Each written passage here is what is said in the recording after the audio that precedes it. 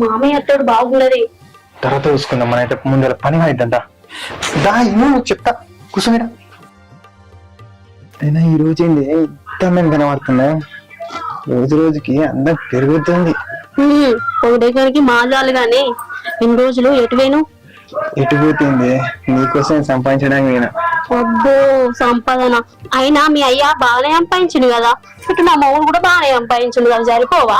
సరిపో. మా అయ్య సంపాదించింది అంతంత మాత్రమే, నేను సంపాదించేది నీ సంతోషం కోసం. అవునా? అంటే నేను సంతోషంగా చూసుకుంటావా? అట్లాంటి నేను సంతోషంగా చూసుకోవడానికి కానీ ఇంత పని చేసేది. అదే గాని చూసుకున్నా మళ్ళా నేను బోరు కొట్టి ఇంకో అమ్మాయి ఎమ్మటైతే పోవు కదా. కల్లో కూడా ఆ మాట నాకు గుండె తట్టుకోదే. అయినా కానీ పని కాడిద్దామే, చాలా గ్యాప్ వచ్చింది. ఆగు, ఎప్పుడు అదే వేసనా? రేపటి రోజులా నీ వల్ల నాకేమన్నా అయితే దానికి బాధ్యత ఎవరు? నేనున్నదా ఎందుకు? నీకోసమే. నా కోసమే కదా. నిన్ను నమ్మి నా సర్వం నీకు అప్ప చెప్తాన్నా. గుండెలో పెట్టుకొని చూసుకుంటా తానే తొందరగా.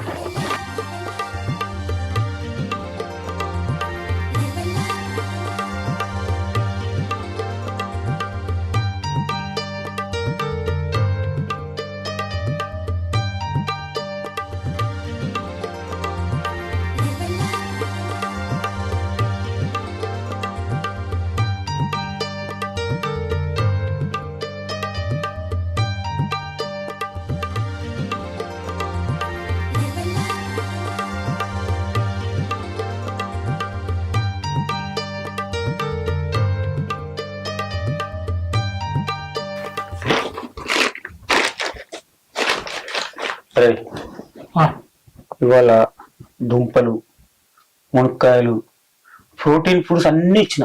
వండిందా కోడలు? ఏమో రోజునేమన్నా చూస్తున్నానా ఏంది అంటే తినలేదా? ఇంకా తినలే. తిన్నాక డాక్టర్ ఎట్లా చెప్తుందో అట్లా చెయ్యి. ఫస్ట్ ఏం చేస్తావు, పోయి చేతి, తర్వాత అన్ని కూరలు వేసుకుంటుందిరా. బాబు నువ్వు అసలు తండ్రివేనా? కన్న కొడుకుతో ఇట్లాంటి మాటలే చెప్తారా? అందుకే నువ్వు అంటే కోపం వస్తుంది. అరే మళ్ళీ గిట్లా మాట్లాడతావు నువ్వు. నీకోసం లక్షలు ఖర్చు దవాఖాన పోనా ఎందుకు? నాకు మనమని ఎత్తుకోవాలని. అది అర్థం చేసుకోలేదురా. నేను చెప్పినట్టు చేసినప్పుడేగా. ఏం చేయమంటే నా వల్ల అయితే లేదంటే ఊరు పిచ్చోడు